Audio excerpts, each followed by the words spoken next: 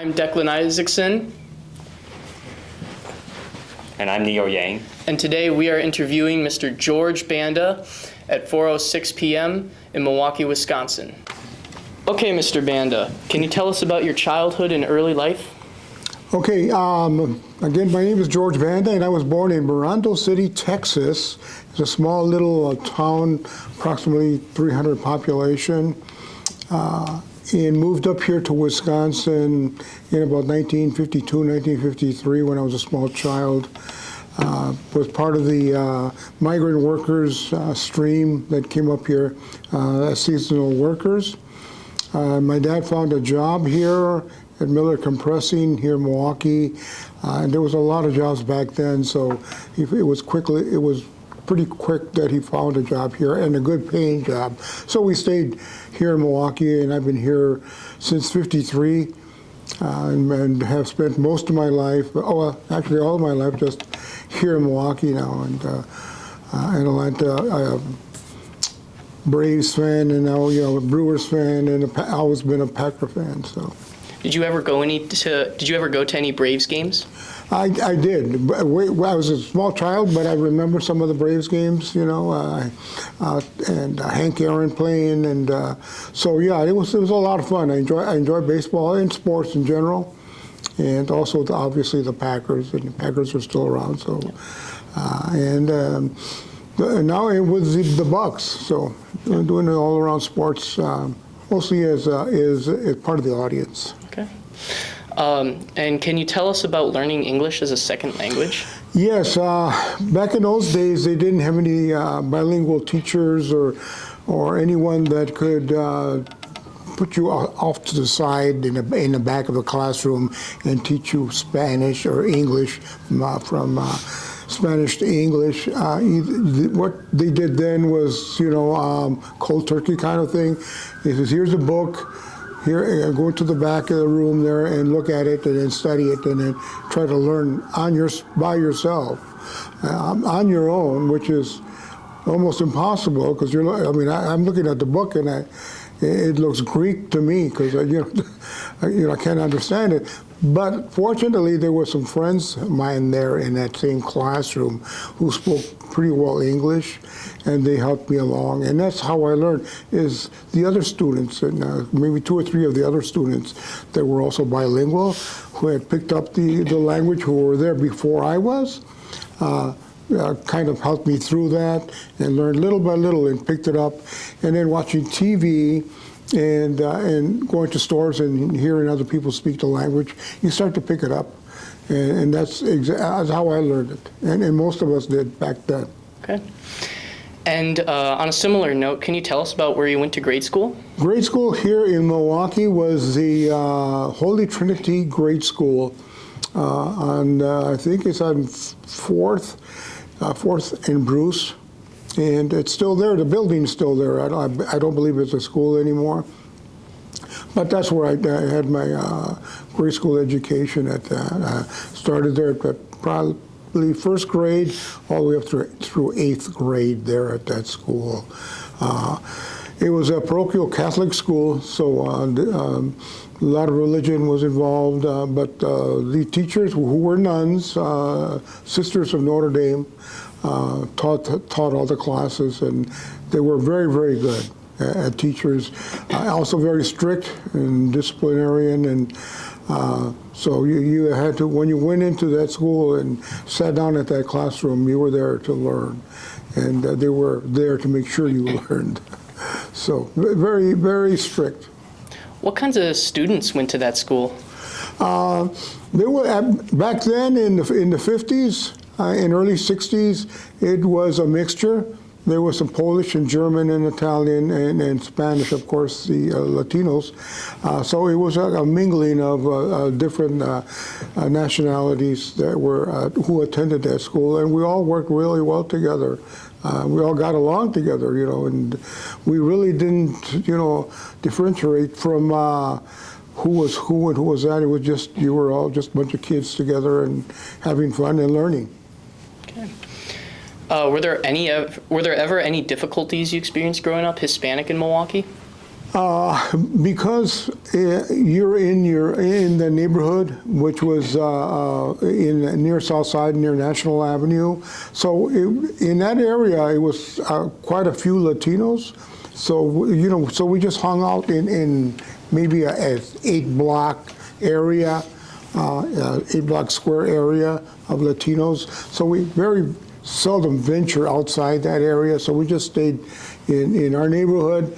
And we had parks and everything else that we needed, and we had a movie theater there, and anything you could that was provided could possibly be provided.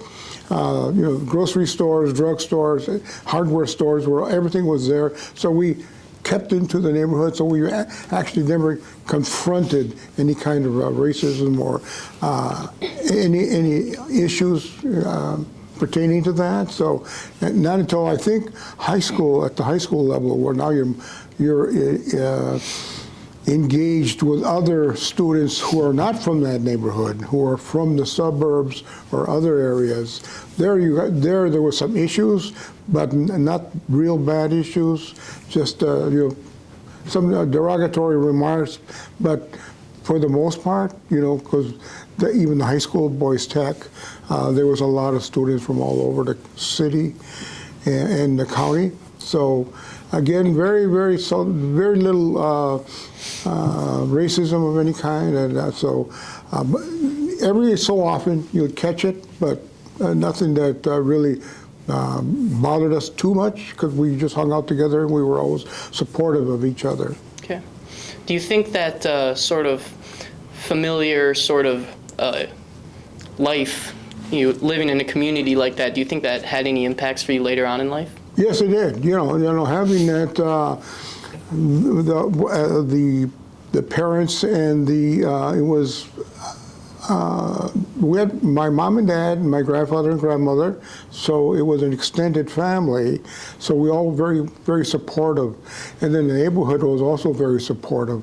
So growing up like that, I always felt, they taught me a lot there, to have the strength and the will to keep going no matter what kind of obstacles came in your way. And they taught me some really good life lessons back then, and there was a lot of religion involved with that, and the praying and that. So when I went out into the world, I guess you would say, thought I was prepared.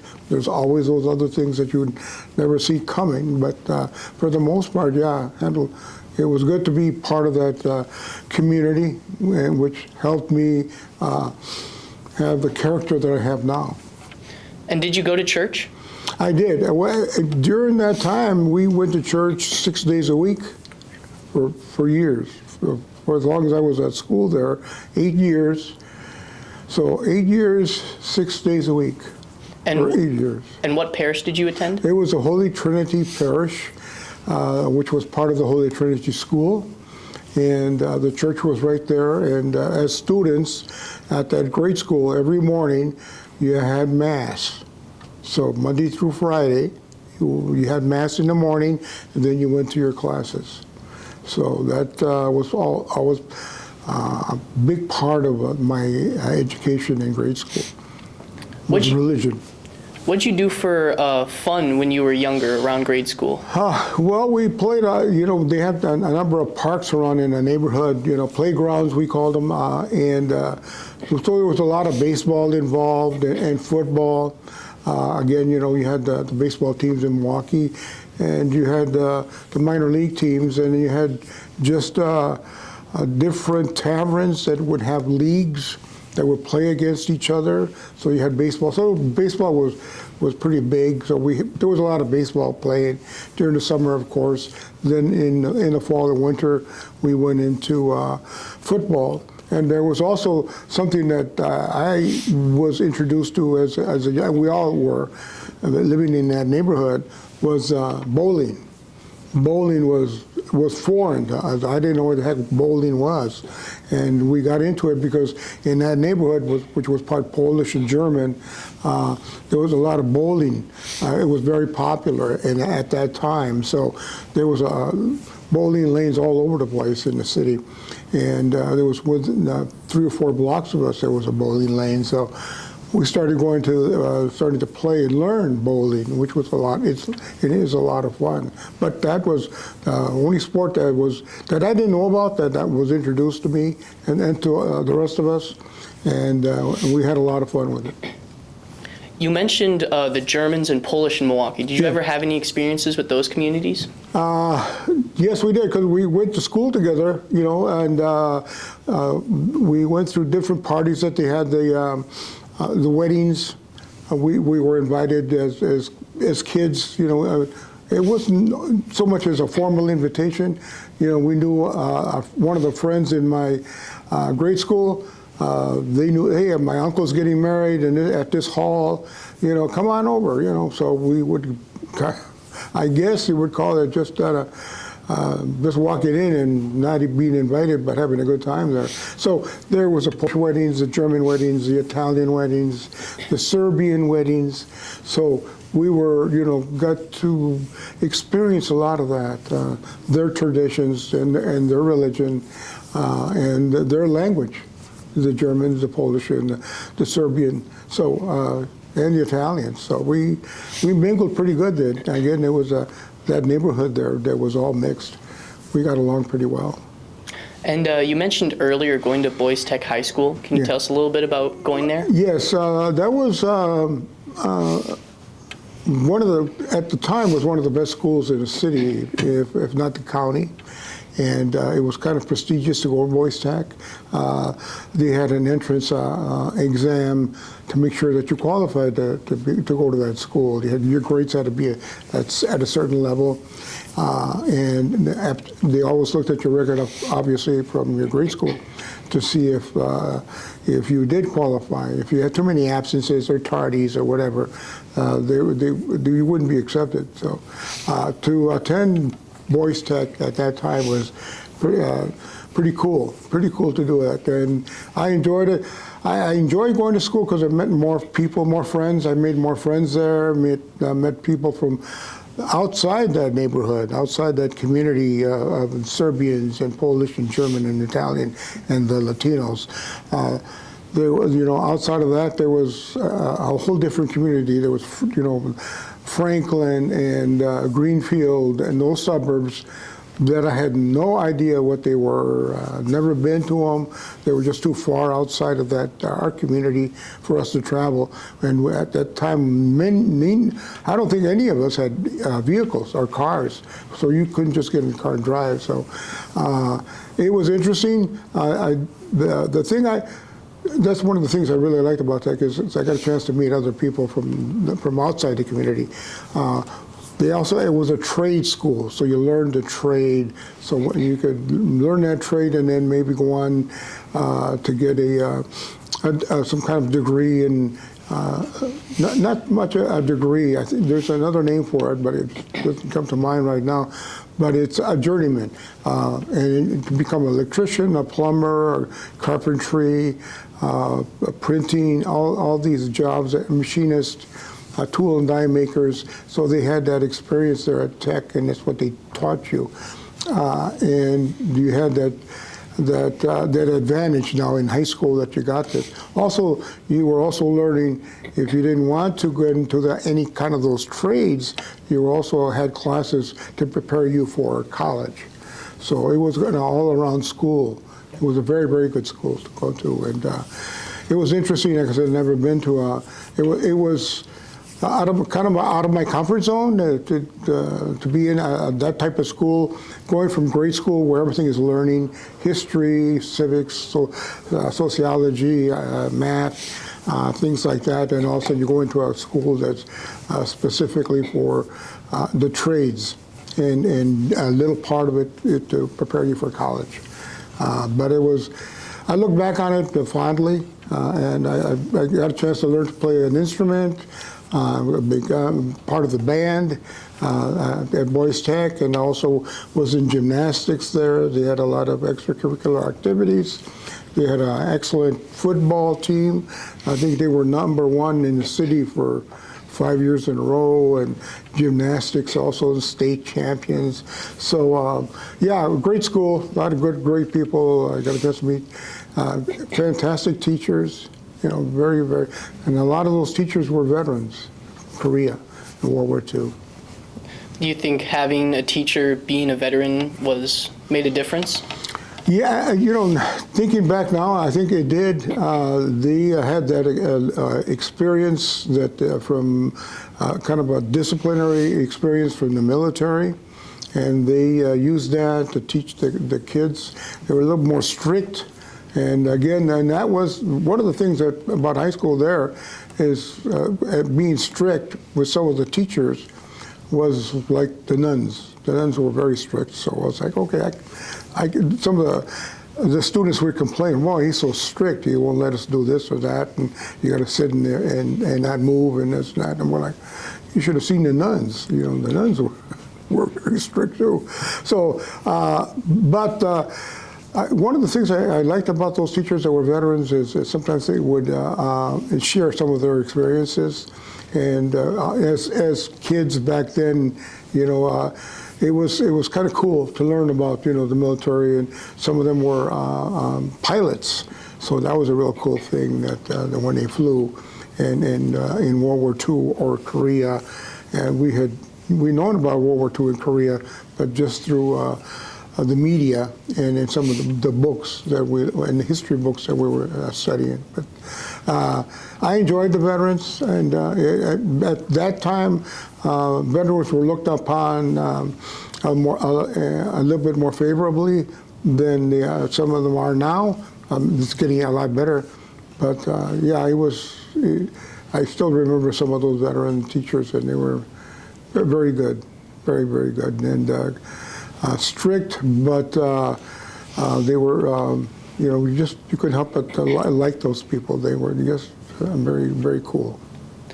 Jumping back a little, you mentioned the discipline with the nuns. Were there any incidents or instances that really stand out in terms of discipline with the nuns? Oh yeah, I think many of us who have attended back in those days, the nuns had a ruler or a scale, they were called now, and they would use that to discipline you. I mean, if you weren't paying attention, as they were teaching, they would walk back and forth and speak. They wouldn't just stand in front of the class and talk to you. They would walk around through the rows and talking and talking about whatever subject it was. And then if you looked bored or if you were looking away, you get a rap with that ruler right on the knuckles, and so that you snap to it. And at every grade level, it was like that. Even when I was, I think in third grade, some of you got hit with it. I'm like, whoa, okay. So you paid attention, of course. You get rapped once or twice, and you learn. And that's one of the disciplines that they used was, pain. And it does work. It does work. So, even though they were disciplined and they did hit you, the teachers were really good. They knew their stuff, and they wanted to make sure that you learned it, and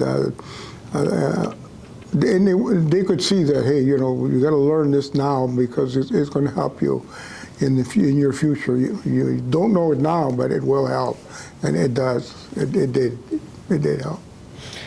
Yeah, jumping back to Boys Tech, going to a school, outside of your neighborhood and all, did you notice any sort of cultural shifts within the school compared to your grade school?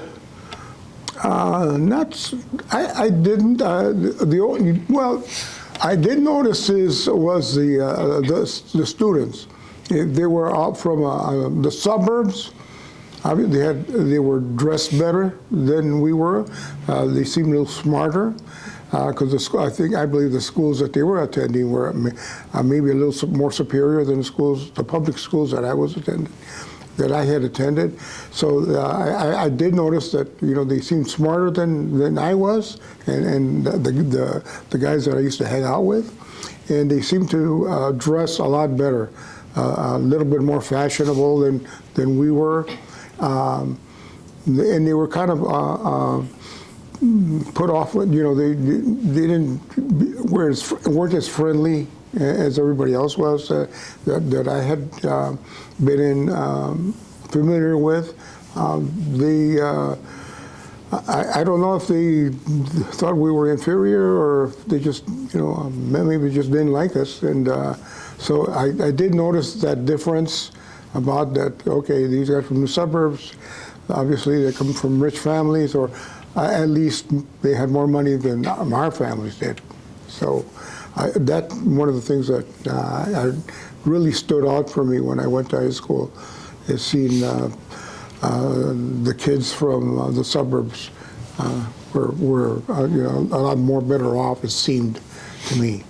Did anybody from your neighborhood follow you to your high school? Yeah, most of them are in the neighborhood. I think the majority went to Boys Tech, and there was another school maybe a mile, about 8 or 9 blocks away. For me, Boys Tech, it was still in the neighborhood. It still is there in the neighborhood.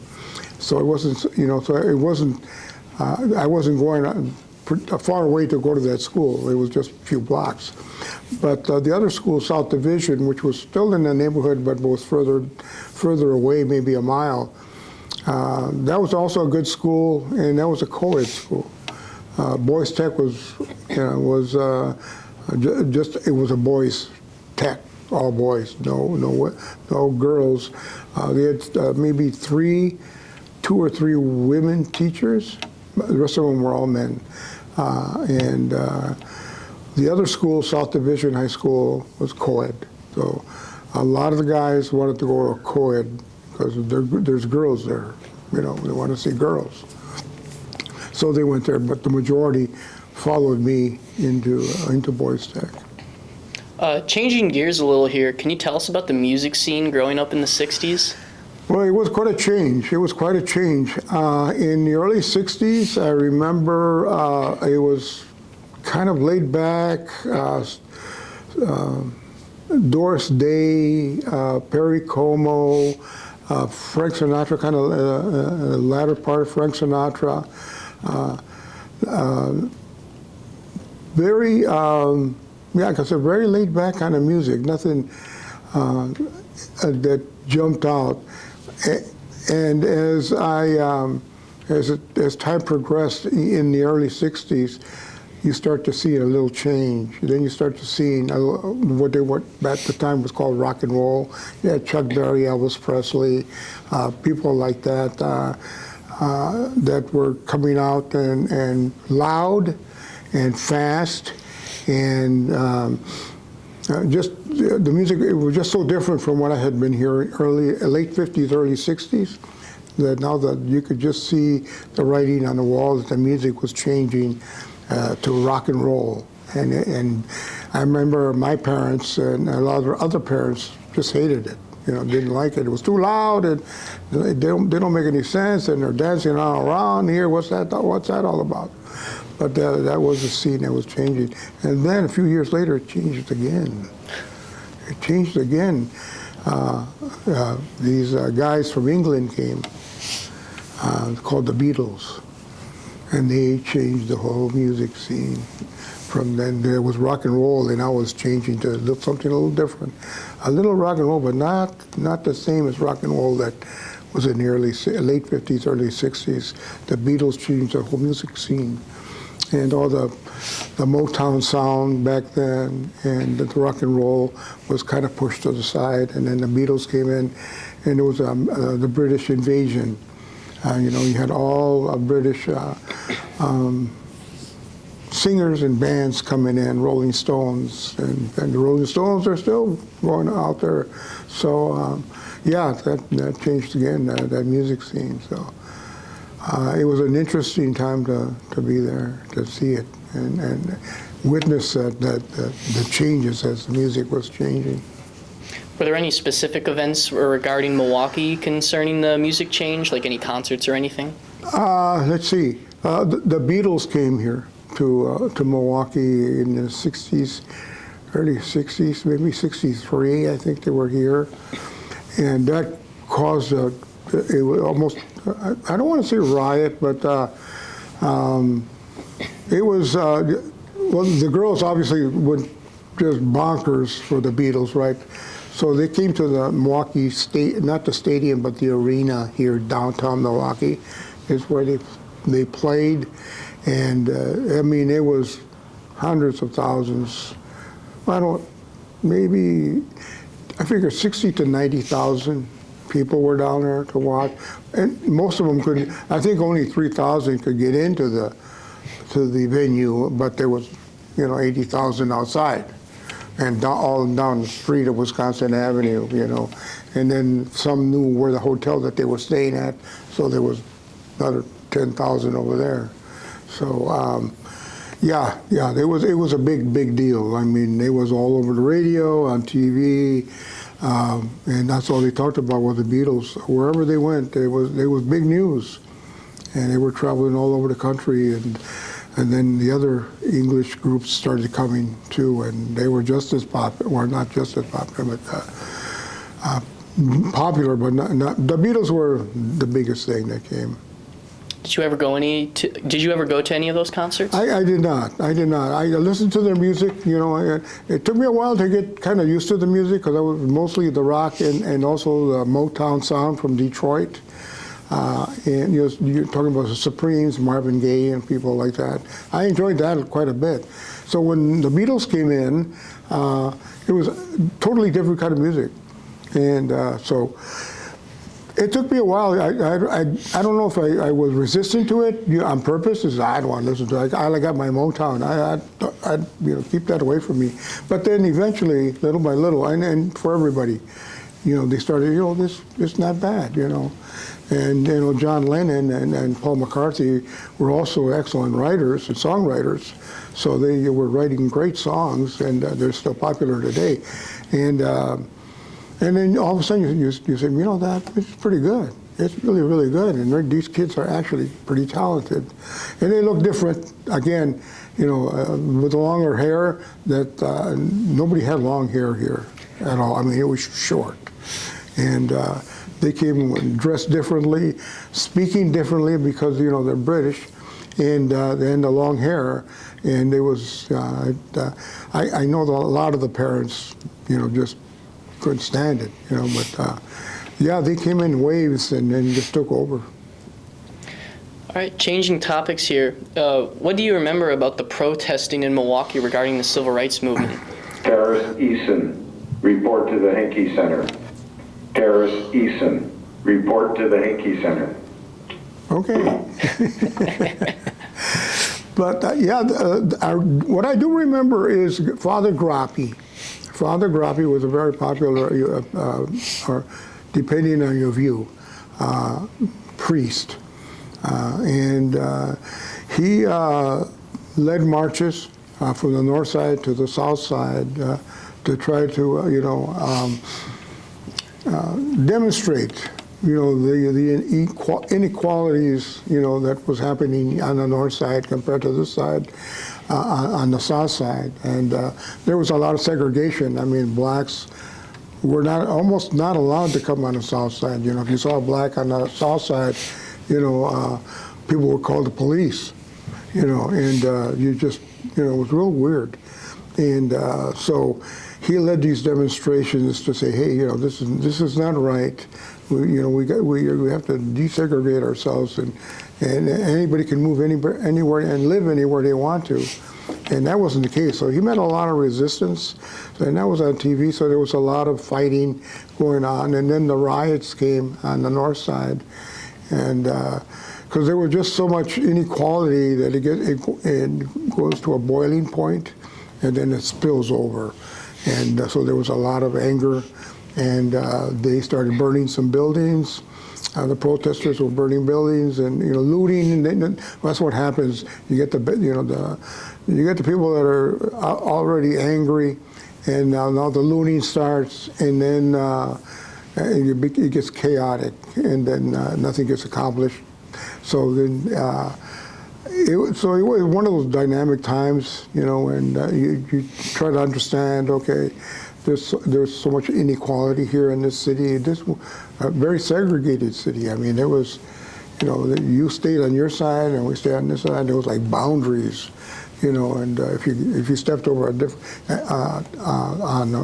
if you crossed the line, then you got in trouble.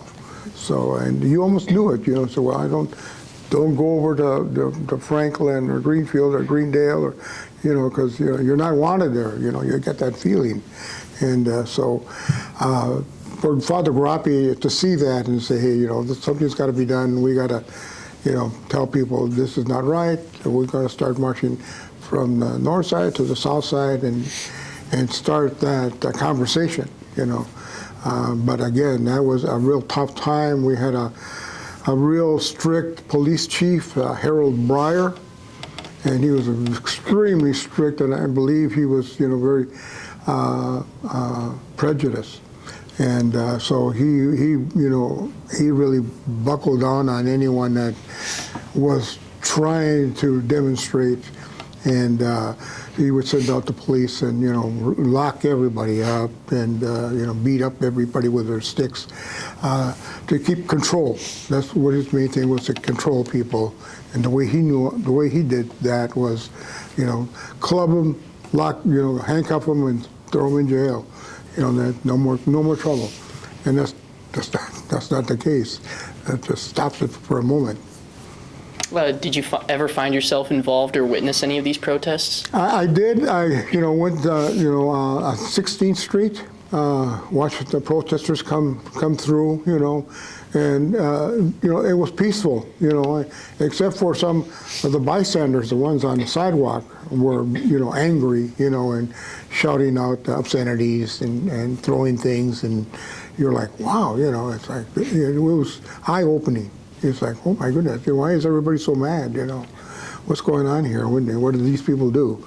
And they were just, demonstrating. And that's when things get out of hand. People start throwing not just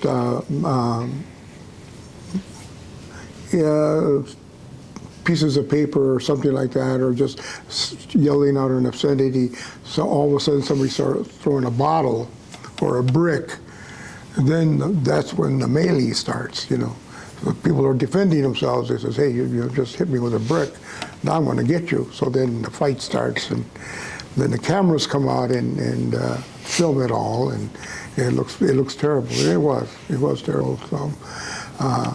So it was a real tough time to live through.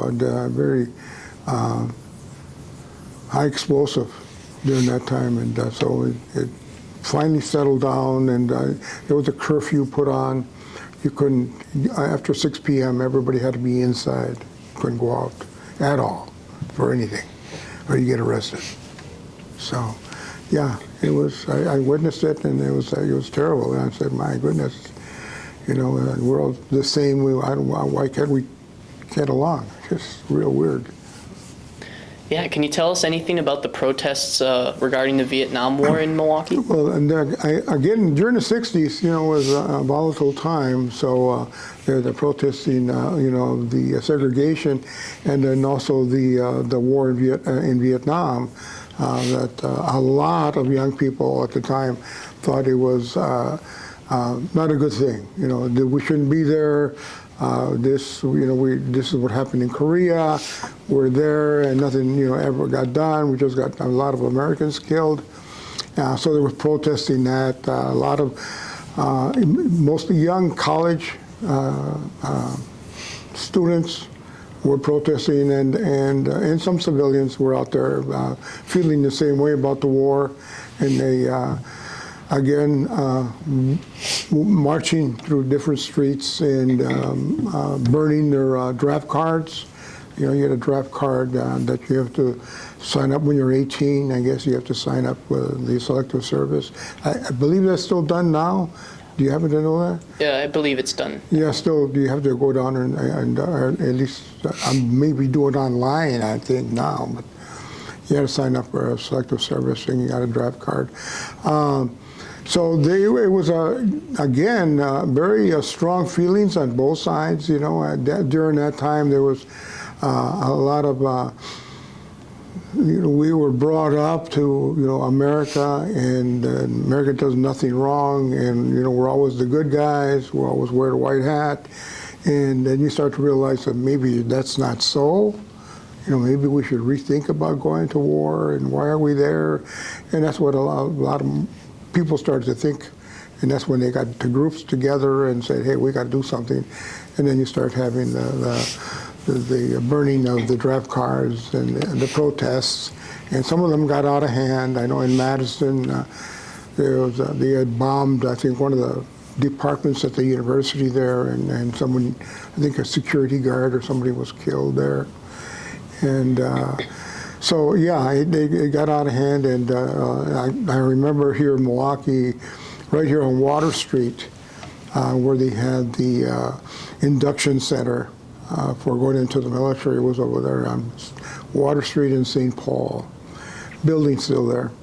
And they were protesting in front of that building and all along Water Street and downtown, protesting the war and burning draft cards and doing things like that. So again, there's another where people are not happy with the government or what's going on, and they protested. Did those Vietnam protests ever get violent? There were some, they did, of course, because there was some, like I said, strong feelings on both sides, you know, and some people, you know, would show their strong feelings, you know, and you know, what happens is you get face to face with somebody. It starts with a shouting match, back and forth, and then pretty soon you start getting together, and pretty soon somebody's pushing somebody, and then pretty soon somebody throws a punch, and then everything, you know, starts fighting, you know. And again, there was strong feelings on both sides about the war. You know, one would think that they were very patriotic, and I got to defend my country, and you can't say this about our troops, about our government being there. They're there, they're in the right to do this. We're preventing communism from coming in. And the other person says, no, that's all a lie. The government is lying to you. And then the fight starts.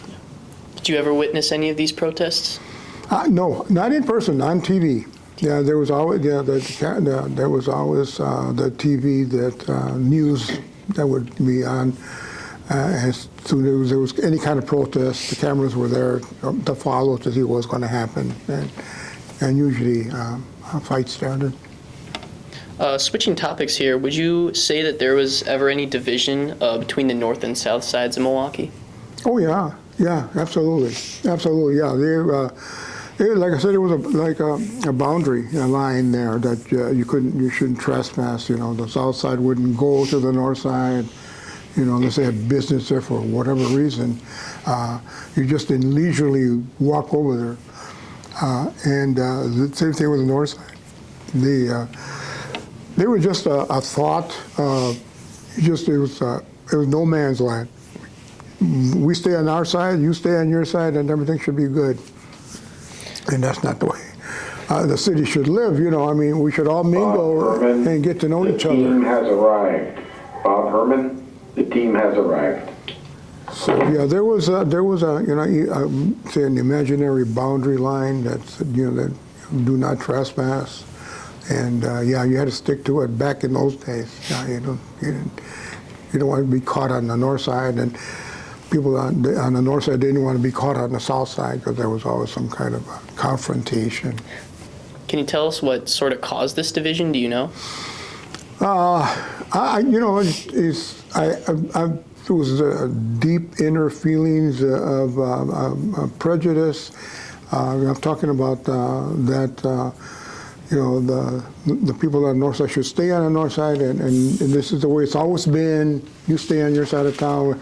If you come over, you're asking for trouble, and that's the way that people felt about it. At least that's the vibe you got from people, and it was a very strong vibe. You knew it, growing up, hey, let's go to the north side. There's something going on over there. Oh, yeah, you don't want to go over there. Something will happen. And the same thing when people on the north side wanted to come to something on the south side that was of interest to them, and no, you can't. They'll get in trouble going over there. There's that boundary, and it's, I think it comes. I don't know. It's a prejudice, a bigotry of some kind that they feel that people should stay on their side, and that's the way it should be. Did you watch those tensions ease, or? I wouldn't say eased. I think they just went underground. Sure. Where the feelings were still there, but nobody actually would come out openly and bring those feelings out. But they were always there. There was always cliques of people that hung out together that were, they just, you knew that, hey, they don't like us, so. Nothing was actually said after a while. Things were, underground.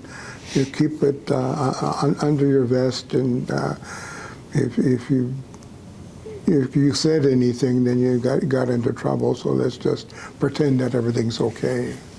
Are there any specific instances you can think of that really highlight this division? Let's see. I think. It was interesting, going to dances. Back then they had what you call the CY Catholic Youth Organizations used to have dances. In different parishes would have their dances and invite kids to come and hear music and dance and have a good time. And I know there were some kids that came from the north side that went to the south side because they wanted to hear the music, they wanted to dance and have a good time. And the kids there just felt, you shouldn't be here, this is not your side of town, and fight ensued, and you're like, these are Catholic kids, Catholic schools, and still fighting, and you should know better, but that's just the way it was back then. And like I said, everything's underground now. It's just under the surface. I would say right now it's still there. Just you don't see it out in your face anymore.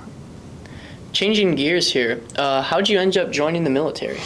Well, I got drafted. After high school, I worked for a bit, trying to decide what I wanted to do. I was going from recruiter to recruiter. Went to an Army recruiting office to see what they had to offer. Then I went to a Navy and Air Force and a Marine recruiting office, and to say what's the best deal I can get. What can you give me? I'm going to give you, so many years of my life. What do I get out of it? So I was doing that, and then during that process, I got a letter, a draft letter, that said, yeah, you're now inducted into the Army. And I said, okay, someone just chose for me. But one of the things, all the branches offered the GI Bill, that they would pay for college for you, and which is a great benefit, believe me. They help you through school, pay your tuition. And so that was one of the good things about serving in the military, is they get your tuition paid, master's and even your PhD. So, and that's expensive. So, so I got drafted, went into the Army, and it was difficult, but like I said, growing up, there was a lot of challenges, and just you met the challenge and just move forward, and just one day at a time. And through boot camp, I think, is where they really test you. So. Yeah, where'd you go for basic training? For me, it was in Kentucky, a base called Fort Campbell, and there was boot camp there. I went there in January of '69, and it was cold and rainy and miserable. But again, you meet the challenge and you just hunker down and just you do what they want you to do and just take it one day at a time. And like I said, it's pretty challenging because it's so far outside of anything you've ever experienced. Because you're getting yelled at every day, 24/7, for anything and for nothing. So, and yelling at you loud. I mean, loud, and you're like, my goodness. And they act like they hate your guts, but they really don't. They're just doing that to test you. So you're scared most of the time you're there, and you do a lot of physicals, and you learn a lot of things too. In those 8 weeks or 9 weeks, it's a process of learning the military way, and to get you to do that in that small amount of time is really. That's why they're pushing you so hard and yelling at you and getting the best out of you, and they're testing you, and to see if you're going to be able to be a soldier. So that's Fort Campbell, Kentucky. Yeah. What sort of things did you do at Fort Campbell? Fort Campbell is, like I said, it's to get you into the military mindset and a lot of physical activity. You're running 2-3 miles a day, 5:30 in the morning, and you're constantly being yelled at. You're going to get to the mess hall. That's where they feed you. You go in there, you sit down, and you get your chow through it's a buffet line, and then you sit down, and then the sergeant says, okay, eat. Then you start eating, and then 5 seconds later, you're done. Okay, let's go. You're done. And you're like, wow, I just only had 2 spoons of this. Doesn't matter. You weren't eating fast enough. So you start learning, okay, get in here, eat. Just shovel it in, and get as much as you can. And then the second time you're ready because now you're shoveling it in. He's giving you all the time in the world to eat, so it doesn't matter. So you're like, you don't know when he's going to say okay. Sometimes you don't even get a chance to sit down. He says, okay, let's go, we're done. And there's all your food on the plate. And so they're always testing you on see how disciplined you are and how much stress you can take. And also working together. That was so important, I think, in the military, is to learn to work together. And it's just because when you're out in combat, you have to depend on your person next to you, that he knows what he's doing and you know what you're doing, so you survive whatever situation you come up that's put upon you. So, but it was a good learning experience for sure, and gets you in shape, and also you get to know what the military is and what it's all about. And where did the Army send you after basic training? Well, after basic training, they send you to what they call advanced training. This is what your job is going to be. After your boot camp, you're kind of, they want to teach you a job. That you're going to be in the Army for 2 years or 3 years or 4 years. What are you going to do? You can't be in boot camp all this time. It's done. So they sent me to medic training in San Antonio, Fort Sam Houston in Texas, in San Antonio. Beautiful base. Again, there was no more yelling. No more yelling. It's school. It's all school. So you learn. You have classrooms like this room here, and you sit down and there's an instructor. They're usually a nurse, sometimes a physician, and they would teach you about being a first responder, kind of a EMT paramedic kind of thing, and you learn all these things about treating wounds. And identifying certain symptoms that someone may have, as far as malaria or kidney infections or whatever it may be. You learn to identify those signs on a person or an individual, and what kind of questions to ask them about how they're feeling. And then a lot of it was for treating combat wounds, trauma. A great school, great instructors, very disciplined. Again, but there was no yelling.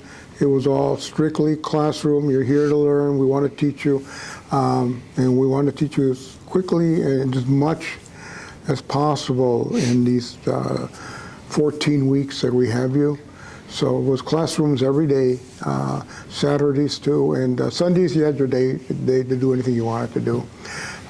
That day was your day off. But the rest of the time you were learning hands-on and in classroom.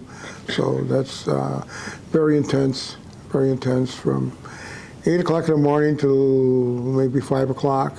You constantly go to school. And then you had your breaks, of course, and you have a lunch.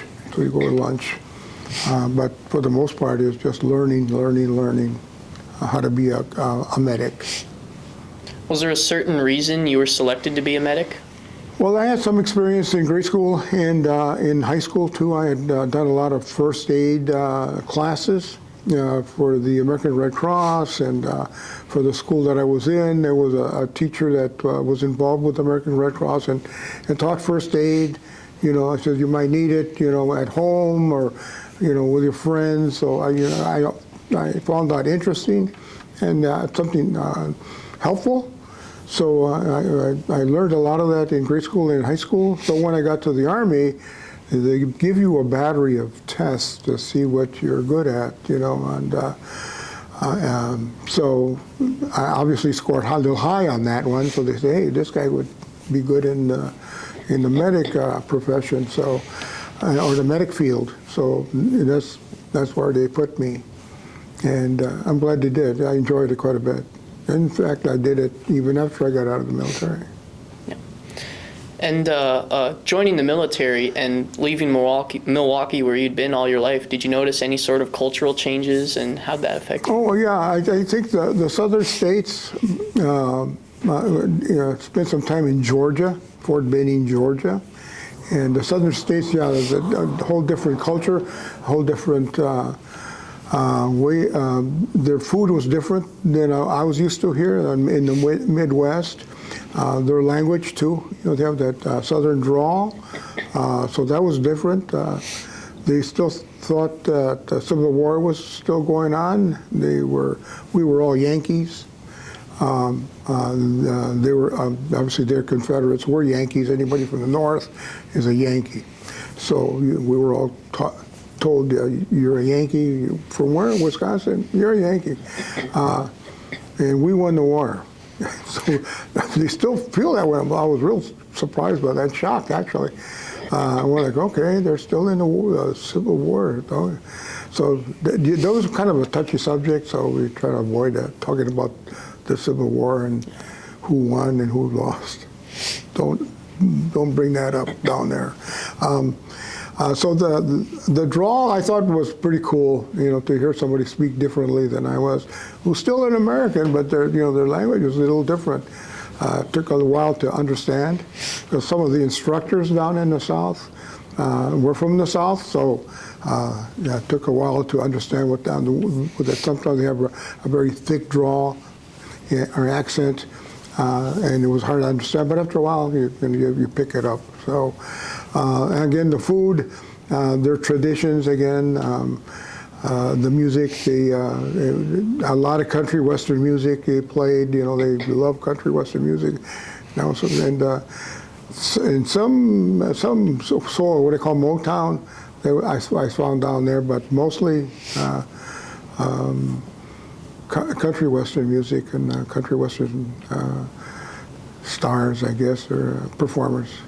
What sort of things did they say that really made you feel, North versus South? Well, they're kind of an attitude. They had the first time, meeting someone, and you introduce yourself, right? My name is George Banda, and where are you from? And they know already, they know because my accent. You don't think you have an accent, but we all have accents. You have a Midwestern accent, Eastern accent and a Southern accent. So they knew right away I wasn't from down there. And so they were just kind of feeling me out. And I said, from Wisconsin? Yes, and Wisconsin, that's way up north, ain't it? You know, so you're a Yankee. And I'm going like, what's that Yankee? Oh, okay, Yankee, yeah, I am a Yankee. And they ribbed you the whole time that you're there. Everybody that was from the north was ribbed that we weren't as smart as they were down. And then, you know, they're kind of joking. It was kind of a joke, but yet it wasn't. It was kind of a rib. They're ribbing you that that you're a Yankee from the north, but you know they really don't like you. But you're like, okay, do you like me or not? I can't tell right now. You know, it's so there was a lot of ribbing going on and stuff like that. But yeah, it was just that attitude that you know you're from the north and we don't like you because you. I guess I didn't want you again. You don't say, well, because we beat you in the Civil War. So that's the last thing you want to say. So you just go along with it, you know. And when you're in Rome, do as the Romans, you know. So you just don't make any waves, you know. And you go along with the jokes and the jabbing, you know. So that's just try and get along with people. Yeah, where did the Army send you after medic school? After medic, they sent me to Fort Benning, Georgia, where I went for jump school, and I was only there for a month. Jump school in Fort Benning, Georgia. Again, that's where the south part was, you know, the southern, and the Yankee thing came out. From there, went to California. Okay. Fort Ord Army Hospital in California. That was heaven. It was beautiful, you know, right on the coast. You know, from the base, we were up on a mountain, and you looked down at the ocean. And they had Carmel and San Jose and all those beautiful spots all along that area was just drop dead gorgeous. You know, it was a photographer's dream. So was there I was assigned to a medical unit in the hospital. It was a post-operative ward, and I took care of people coming out of an operation, and handled, you know, make sure that they were okay, checked vitals. I can't remember if I did any bedpans or things like that. I do remember, you know, somebody needed a journal or something that I would bring it, but mostly taking care of wounds. You know, if they were obviously not, I shouldn't say wounds. It's if they had gone in for some kind of surgery, I would take care of that that procedure that they had and make sure it was cleaned. I would clean that area out and make sure that they're okay. Check their temperature and things like that. And again, I was assigned to a ward, so there was about 12 patients in there that I was responsible for, going from patient to patient, and again, taking vitals and making sure that they are doing okay, making sure they're taking their medications, things like that, and up until they got discharged. So that's what I was assigned to. And then they had the head nurse there who was responsible for us and again, the patients. So it was some responsibility, obviously, you know, taking care of your patients and make sure they're okay. And I enjoyed being there at that hospital. It was a good time. A lot of good people worked there. And there were some Vietnam veterans already there that had come back and served. They had served in Vietnam and now were serving at the hospital. So I got a chance to meet them. It was an all-around group that I was assigned to, so we all had a real good time there. And then again, most of us had never been to California, so here we are, you know, and enjoying it. The weather was fantastic, so we would drive up to San Francisco when we have time off. So it was a good assignment for me and for a lot of people that have never been to California, and especially Fort Ord was just a beautiful, beautiful base. So really enjoyed it.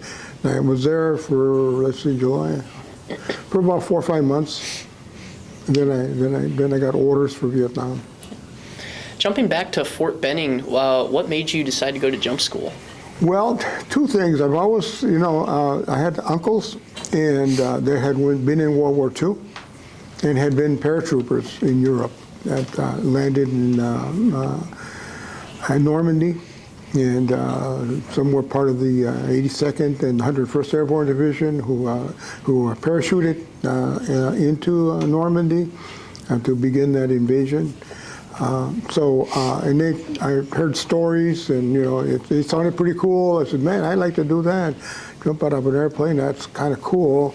And you got this uniform and these cool boots, and so I got the chance when I was in Fort Sam Houston medic school. They decided. But they didn't decide. I think it was already in the books that they needed, I think, 10 or 12 individuals to volunteer for paratrooper training, and it was all voluntary. So they needed 12. So there was at least 200 of us there at the time in that class for medic training. And they had enough people to raise their hand, and there was a prerequisite to go to jump school. You had to do a mile in 8 minutes, I think, or 7 minutes and 30 seconds. You had to do a mile, which is slow actually. But you're doing it in boots and stuff like that. So, but I think maybe half of them couldn't do that mile. And the other one, I was, and half a dozen other people did it. So that put us in that group to send to Fort Benning, Georgia for paratrooper training. So we made it to get to go to Fort Benning. But like I said, I've always wanted to be a paratrooper, and I got the opportunity, and I raised my hand, and I qualified for it, and then he sent me to the training. What sort of things did they teach you at Fort Benning? Again, working together with each other. It's all part of the military, is to make sure that you work together always. You're never doing things alone. You're always working in either in pairs or in a whole group, a whole squad or platoon. Because you're all in together. Whatever you do affects everybody else. So continue to learn that. And learn how to jump out of an airplane. I learned one of the things about being a paratrooper is there's a lot of physical exercise to it.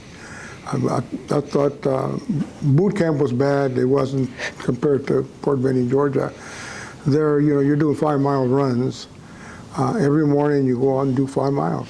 Every morning. And no matter, usually around 6:30, 6 o'clock, you're out there running 5 miles. And that was real tough. We could do 1 or 2 miles, wasn't bad, but then you start getting into the 3rd and 4th and 5th mile, and again you're in your big boots, and so it's tough. And it's not a straight shot; it's hills, a lot of hills, and those are the ones that kicked your butt. Is the hills. The hills were bad, and but you just hung in there and you make it. And again, working together as a group, they're always teaching you that. And but I think the adventure of doing that, and it was, for me, it was worth it. I enjoyed it quite a bit, and I met new people, and working together, and that experience, sharing that experience, that exhilaration out of jumping out of an airplane at at 1,200 feet. I know we were the first jump we made. I think we were all petrified. So the instructor, when you're in the plane and you're up in the air, and the instructor comes around and asks you, right to your face, he says, "You sure you want to do this? You can change your mind right now." And after you go through all that training and physical, running 5 miles every day and doing those exercises and learning how to do this, you're like, no, I want to do it, because otherwise all that exercise and running, it was all for naught. So I stuck in there, and he went down. I think we had one guy that didn't jump. He just couldn't do it. He just too petrified. So, but he, with just the exhilaration, and then having that as a group, doing that together. Then after the jump, you all get together and you all talk about it. Hey, were your eyes open or were your eyes closed? Did you pee in your pants, or were you okay? And we all had a good time, man. We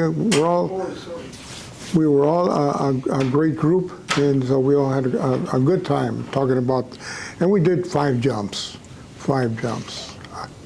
to qualify as a paratrooper. You got your paratrooper wings. So, but it's camaraderie that you get. You said after your time in the hospital, you got ordered to Vietnam. What were your first impressions of Vietnam when you first got in country? First impression was the smell.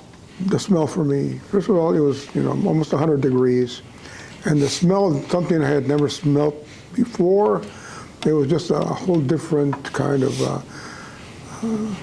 nausea. It was a mixture of animal, human beings, plants, cooking grease, all wrapped up into one, in 100-degree temperature. And then as you walk off the plane, you get hit with that, and it's like, wow, it's hot in there. What is that smell? Holy man! It was nauseating, and it's like, my goodness, let's get out of here. But you couldn't get out of there. Most of the country smelled like that. It was hot, and it was a whole different way of life. So that's the smell, getting off the plane into Vietnam and getting hit with that. What unit were you assigned to when you first got to Vietnam? I was in the beginning. You're not assigned to anything. You get in there. You acclimate to the weather, the heat, and you're assigned to a barracks, a building, and you all stay there. And there's maybe 50 or 60 of those barracks buildings around, and each barrack are filled to capacity with soldiers waiting to be assigned. And every morning you all step outside at 6 o'clock in the morning, and the sergeant comes out there with his big list, a clipboard with a big list of names, and he starts reading out names. And he said, any name I pick, you step forward from your position, step forward and get out of the formation, and you 30 guys are going to this unit, and they're escorted off and put on a truck, and away they go. And then they yell more names out, call out more names, and I think nobody called my name out the first day that I was there. So then you go back to your barracks and just wait again. The next day again, you come out in the morning, and they call out 30, 40 names. And the second day they called out my name, and said, okay, all you guys that I just called, you're all going to the 101st Airborne Division in northern part of South Vietnam, called near Hue, H-U-E, and that's where you're going. So we got on a cattle truck, a big old open truck, and about 30 of us got in there, and they drove us up to our destination, which was Hue. And Hue, you get to Hue, and you get off the truck, and there's somebody there that says, okay, you're going to headquarters company. It's over there. Just walk over there and report, and they'll give you an assignment. And that's what happened. Spent maybe a week in Hue, and I think it was Camp Eagle. And the first week is an orientation week. You need to orientate yourself, acclimate yourself to the climate, and also that orientation is to teach you, the culture, the religion, the do's and don'ts of being in this country, and to show respect for the people, and also to teach you, to get you back into fighting in fighting form again, and because, I'd been in that hospital for about 4 months. I had no rifle, no nothing. You're just in the hospital. So now I'm in Vietnam, and I need to be retaught, about a rifle. And in boot camp, I learned to shoot with an M14 rifle, which is from Korea. It's a big, heavy rifle. And when I got to Vietnam, they said, okay, you're all are being given a M16 to fight with. I have never seen a M16, never even fired one. So if I never saw one, I didn't know what it was. What is this? It's an M16. Well, how do you load it? How do you shoot it? How does that thing work? So you get an orientation, and you get taught, okay, this is the M16, this is how you take it apart, here's how you put it back together, this is how you load it, this is how you use it. There's a semi-automatic and then automatic. It shoots on automatic, what we call rock and roll. You put it on rock and roll. That's automatic, and semi-automatic is you're just fast as you can pull it, that's how fast the bullet comes out. But the automatic will just hold the thing in, and 3 seconds you're empty.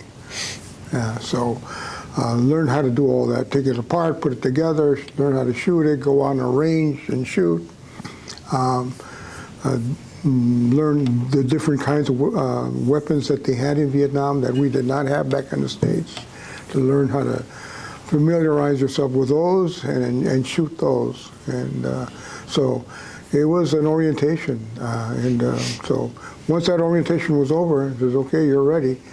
We taught you about the culture and the language and the do's and don'ts and the religion, and it's different than our religion. So, okay. So then they assigned me to a unit way out in the boonies, and it was a Echo Company, 2nd of the 501st. It was a recon unit. They needed a medic. They had their medic had been killed, so they needed someone to replace him. So I was a replacement. So I went, I think sometime in December, they assigned me to, I think the 3rd week of December, they assigned me to the recon unit. Okay. Were there any hostilities coming into that unit being a replacement? Yes, because we were up in near the DMZ, up in the northern part of South Vietnam. There was a lot of enemy activity there. They had the Ho Chi Minh Trail is where a lot of the supplies from the north was coming down into the south, and so there was a lot of enemy activity, tons of it, and that's where we were assigned. So we were fighting every day. There was a lot of ambushes, a lot of contact with the enemy. When we were back on base, taking a break before being sent out again, you get shelled by rockets or mortar fire or snipers. So, I mean, you were always in danger every day you were there. How did the soldiers in Echo Company take to you coming in as this new guy? Well, yeah, you're right. Yeah, they're always leery, of course. You gotta prove yourself.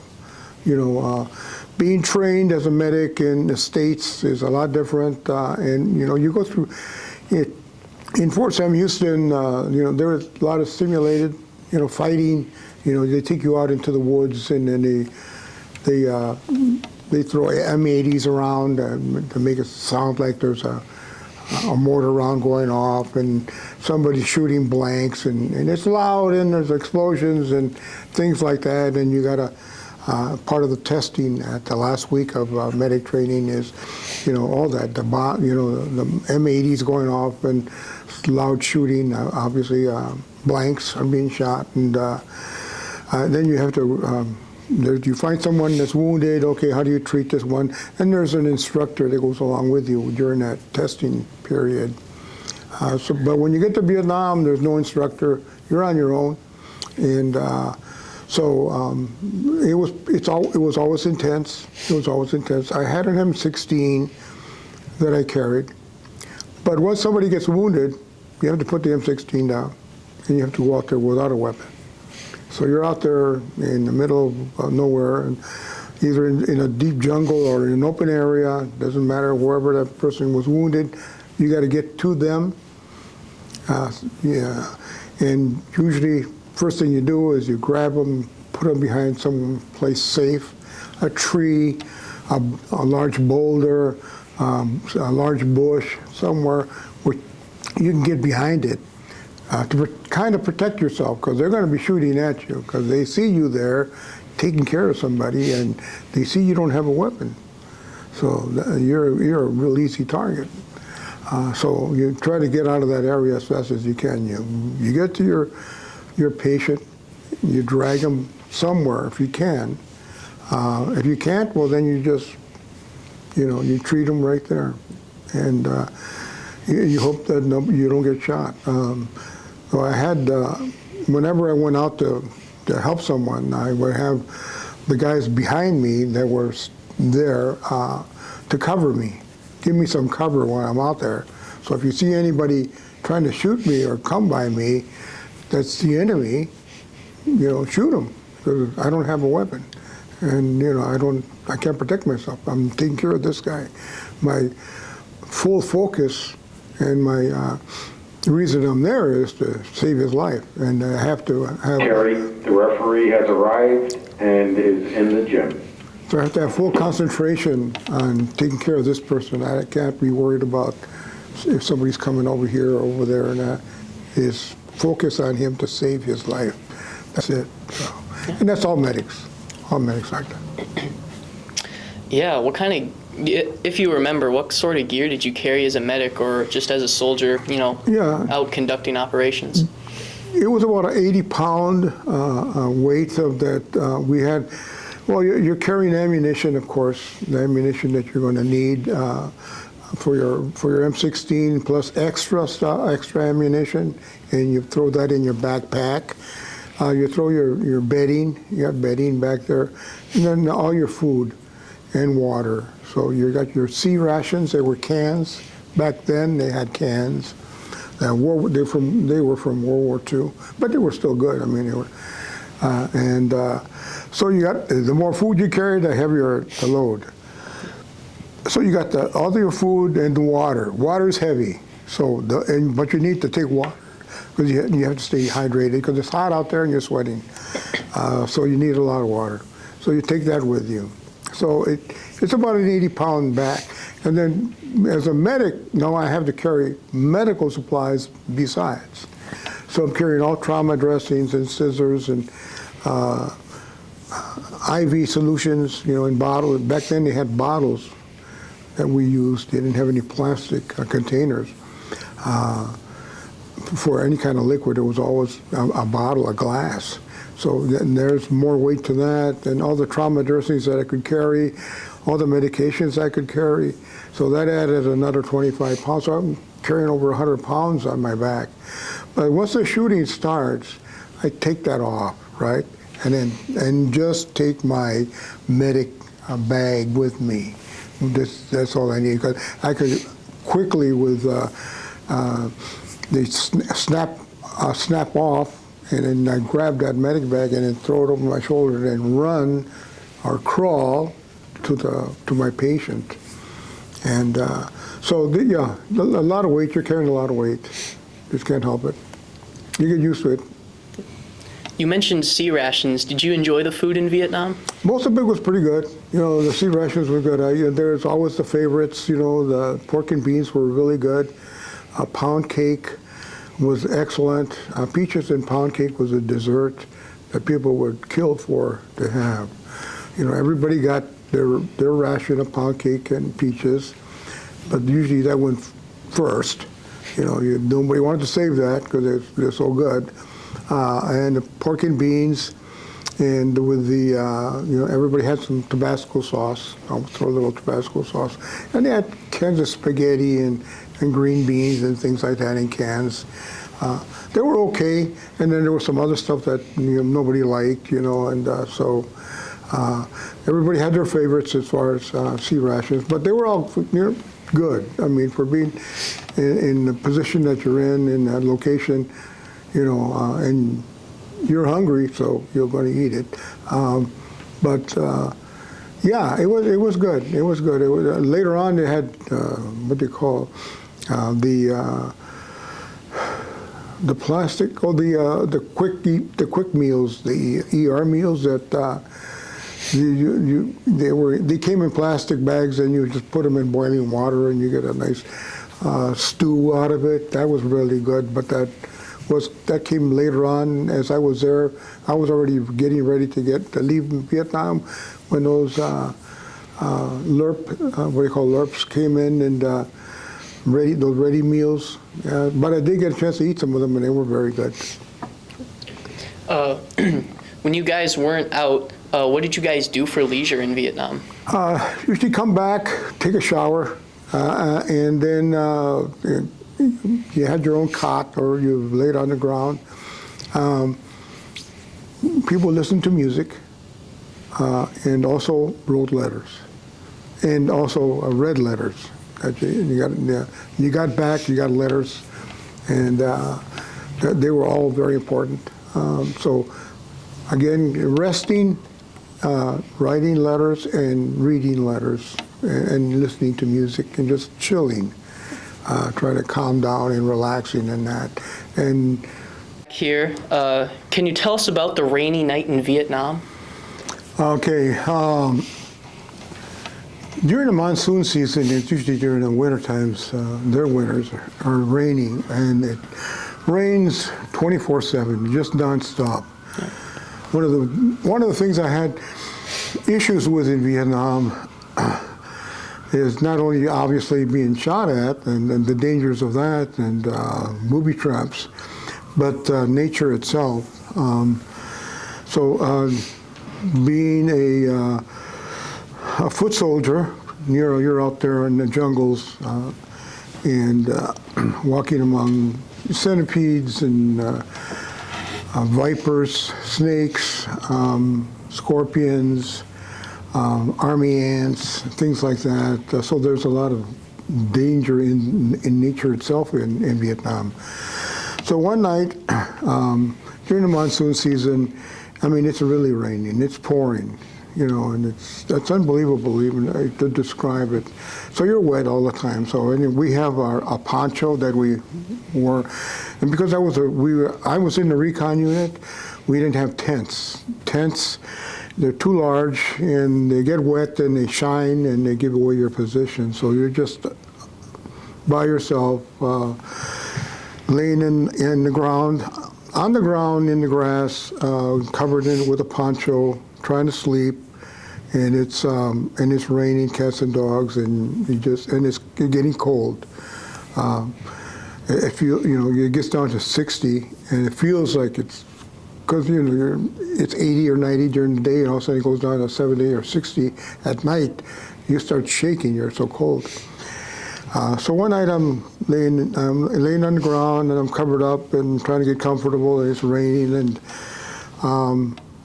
again, because we're a recon unit, you're an 8-man team, you're out there by yourselves, there's nobody there there's no a line troop there. There's no, usually the line troops would be going out with 30 or 40 guys. We only had 8. So again, I'm laying there on my side, trying to get comfortable, and I feel something coming inside my sleeping area, crawling up my leg under the poncho that I had, blanket, and I'm going like, what the heck is that? I'm thinking it's got to be a snake. I mean, there's snakes all over the place there. So it's just coming in, trying to warm up. I mean, they're cold, so I guess that's what I'm thinking. But whatever it was trying to find shelter or warmth or both. It crawls inside. And I'm like, okay, what am I going to do here? And then I could feel it kind of tighten around my leg, right? So it's getting a grip. And I'm going like, what the hell? What is this? And there was a guy, we're all sleeping in a circle. We do a perimeter. So the guy next to me, Terry Williams from Tennessee, I kind of whispered. If we spoke, it was always in whispers or sign language. I said, Terry, there's something snuck up in my sleeping bag here. It wasn't a sleeping bag; it was a poncho. In my poncho, and I think it's a snake, just wrapped around my leg. And the snakes there are all poisonous. They won't kill you unless you're allergic to it. You go into anaphylactic shock or something, but they're painful bites. So that's what I'm thinking. And so I'm thinking, it's dark, it's rainy, you're in enemy territory, you can't yell or scream or do anything like that, you go away your position. So we're talking in whispers. I says, I think it's a snake. So he comes over, he says, okay, he's looking and he could see the blanket move. He said, yeah, there is something in there, and you're right, I think it's a snake or a scorpion. And the scorpions there were about this long. Not scorpions, centipedes. They're about this long, and they're about this thick. So he says, what are we gonna do? He says, Doc, I was a medic, they called me Doc. He said, Doc, I'm gonna get he always carried a small machete. Terry Williams did. He liked it, and it looked pretty cool on him, he said. He says, throw the blanket out real fast, and I'll see whatever it is, and I'll chop it. I says, wait a minute, if it's around my leg, you're gonna be chopping, and it's in the dark. You might be chopping me, so, don't get too crazy, wait to see what it is. So, so I'm trying to slide out of my poncho and grab the blanket. And the more I'm doing this, the more it's grabbing a hold of my leg. I'm going like, okay, this has got to be a big centipede. And again, they're somewhat poisonous, but mostly it's the bite or the sting. That's the most painful, and it lasts a long time. The pain does. So, okay, and I'm going to get bit. No matter what's going to happen, it's going to hurt like hell, and I can't scream.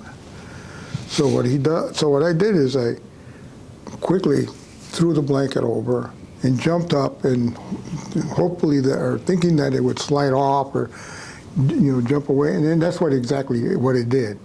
This giant centipede got scared too, and jumped off and into the wooded area and ran off. And I'm looking at Terry, and Terry's got this machete, and his eyeballs are about this big, and his mouth is dropped open, and he's just standing there, and I'm like, well, you weren't any help at all, Terry. And he said, I've never seen anything so big. He said, it scared me, and I'm like, oh my goodness. But later on, we started laughing, but kind of giggling most of the time, And then when I said, man, yeah, I thought you were going to do something, he didn't do anything big. It was scary. It was a scary thing to see something that big with all these little tiny little legs and that crawling around. And it fell off my leg and then just quickly scurried off into the jungle.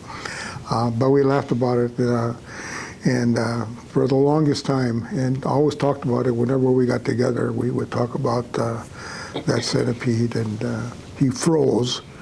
So he said, no, I wasn't. He said he wasn't freezing. He knew it would. I was okay, and he was going to let it go.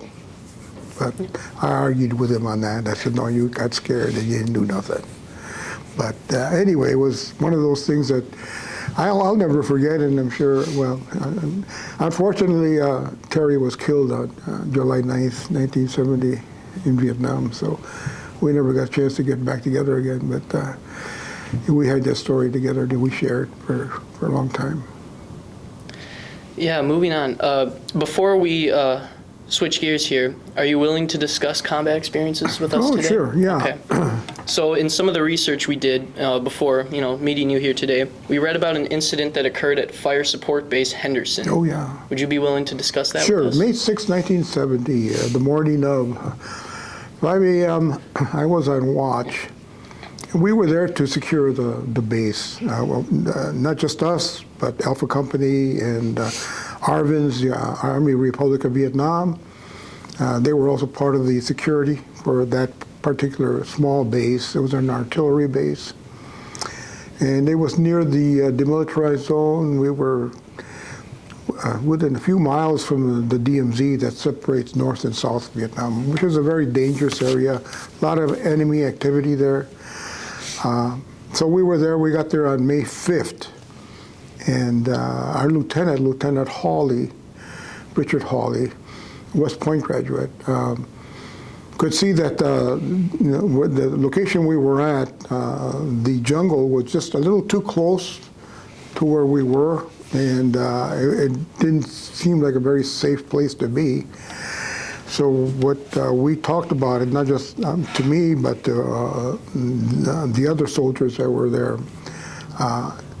The next day we were going to do is to burn off as much of the vegetation to get it away from the artillery pieces and the bunker system that we had there.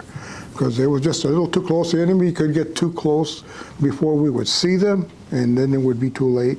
So the more we burned off and cleared it, the better of advantage we had to be able to see them before they got too close. So we were going to do that on May 6th when we woke up and the sun came out, and we'd go out there and burn all that vegetation off or cut it down. So we discussed it that night, and Ed Vesser, a real good friend of mine from Milwaukee, we connected in Vietnam, because obviously we were neighbors, Actually, he was on the north side. He lived right off 84th and Capitol Drive, and I lived down here on the south side in my old neighborhood. But we got to be real good friends there because, again, he was from Milwaukee, I was from Milwaukee, so we had a lot of things in common. And we got to be really good friends.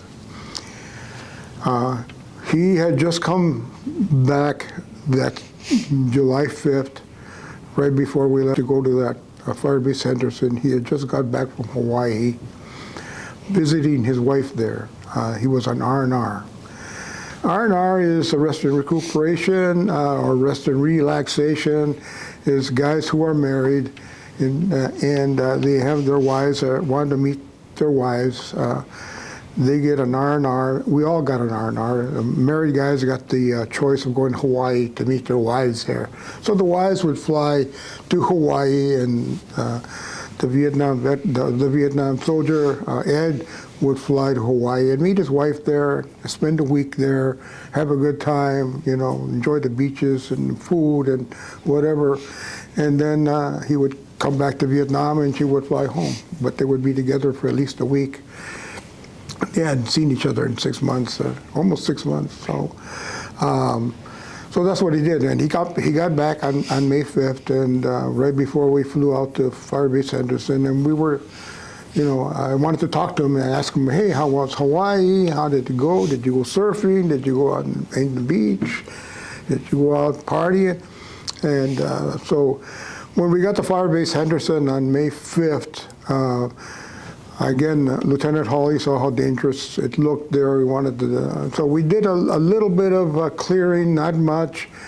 We dug our foxholes a little deeper because they were a little too shallow for Lieutenant Hawley. He says, yeah, these are not deep enough. They're not going to give you the cover that you're going to need. If something happens, let's dig these foxholes deeper and let's fill more handbags.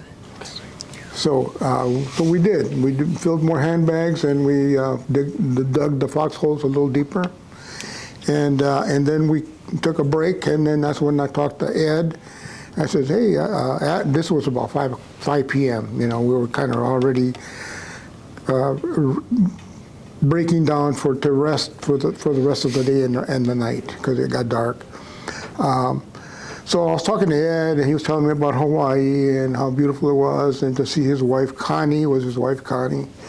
They had met in Hawaii, and they hadn't seen each other in 6 months. And she said that she was pregnant with his child, and they were going to have a baby. And when he got home, things were going to change because he's going to be a father. And so we talked most of the night, and then we were getting ready to go to our positions. You know, we always do a perimeter around our area. I talked to Lieutenant Hawley. I said, "Hey, Lieutenant, can Ed stay with me for the night, and we can be on guard together, and then we can talk all night long, and you can tell me more about Hawaii and what they did and where they went in Hawaii." And Lieutenant says, "No, you know, we got you assigned here, and Ed's assigned on the other side of the hill. He's going to be over there. So, but in the morning, you know, you guys can get back together and, you know, continue your conversation." I says, "Okay, cool." So I said, "Okay, Ed, I'll see you in the morning." Well, at 5 o'clock in the morning on May 6th, we were attacked by about 300 enemy soldiers, and there was only 30 of us. So we had to defend that position, which is almost impossible. So they attacked us with satchel charges, you know, C4 charges, and they were throwing them all around, like, you know, blowing up bunkers and foxholes and shooting out the place. And I was on the east side of the hill. Ed was on the west side. So the fighting continued. It started at exactly 5 a.m. Because I remember looking at I was on watch, and I remember looking at my watch and going like, "Oh, it's 5 o'clock. Just a few more hours, and we'll have daylight, and you know, and then we can, you know, start the day." And then 5 o'clock, boom, explosion, fighting started, shooting, yelling, bullets flying everywhere, a lot of explosions. They managed to breach the perimeter and the wire, and they got to there was an artillery base, and the artillery was maybe 50 feet from my position, and they had pallets and pallets of high explosive rounds for their artillery, for their 155 artillery units, and their 105s and 155s. So there was a lot of ammunition stored there, and they threw a satchel charge in that pile, and that started cooking, and it started blowing up. So a lot of things were happening, a lot of explosions. Fought for a couple hours, and it kind of slowed down, and it was kind of over with. There was still some sporadic fighting, shooting, and I was going around taking care of the wounded. And then after I took care of my side of the hill with the wounded, and there was other medics besides me on that hill, because our whole company, recon platoon, usually we worked in 8-man teams, but we were all together on that day for that assignment. So there was about 40 of us there. And so there was me and 2 other medics.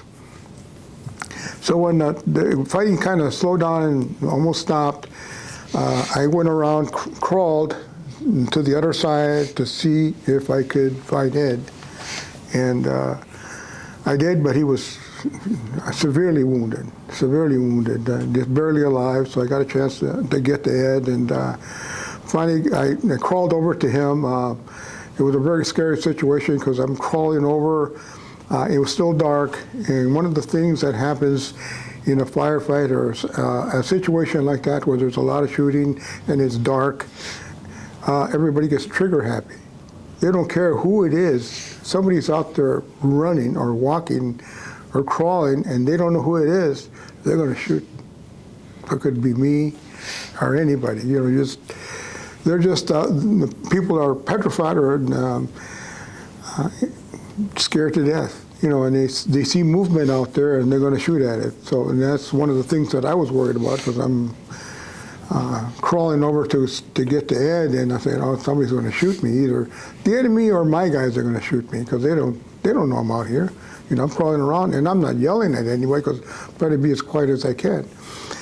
And plus the explosions are going off, so nobody's going to hear me anyway. So, but I get to Ed, and he's still alive, barely, and I stay with him. He was kind of halfway down the hill. I don't know if he rolled down there, walked down there, or blown off and landed down there.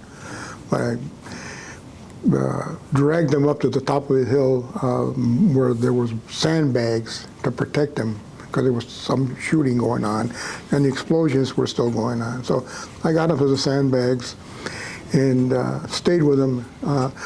For the most part, I still had to leave him every so often to take care of the other wounded.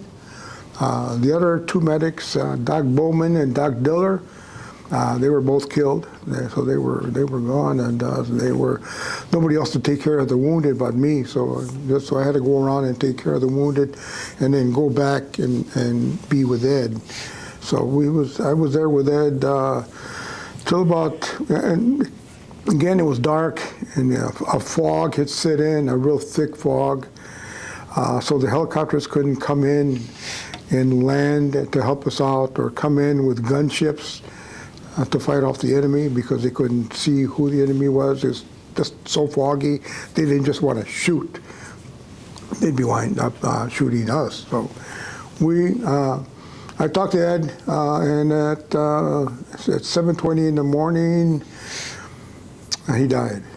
He just couldn't.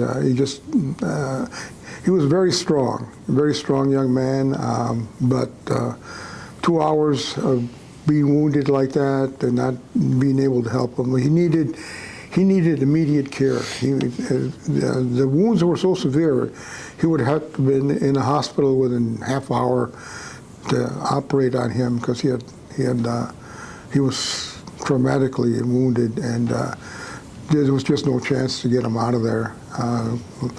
Again, the fog was too thick. Nobody could help us, so we just sat there and waited and defended the rest of the hill, because there was still some fighting going on. And finally, it cleared up, and the helicopters were able to come in and take everybody off. And me and another guy, two other people, put Ed in a helicopter, and they flew off. And I took him to the hospital, but he died at the hospital. It was just too long. I think if we would have got him out of there within a half hour, he'd still be alive. But it was just too long a wait. And so